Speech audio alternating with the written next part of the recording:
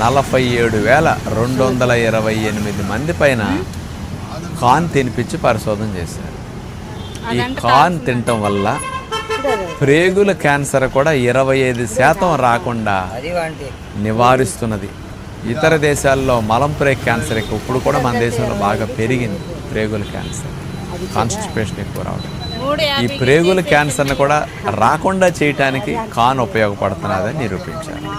అట్లాగే ఐబిఎస్ ఉన్నవారికి, మలం పేగుల్లో తిత్తులు వచ్చి పిలకల్లాగా వచ్చి మలం అట్లా నిల ఉన్న వారికి కూడా కార్న్ చాలా ఉపయోగమని తెలియజేశారు.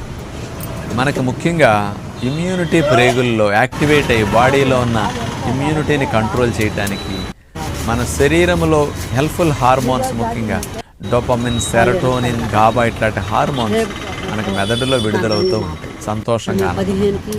కానీ ప్రేగుల్లో ఉండే హెల్ప్ఫుల్ బ్యాక్టీరియా బాగా హెల్దీగా ఉండి ఎక్కువ సంఖ్య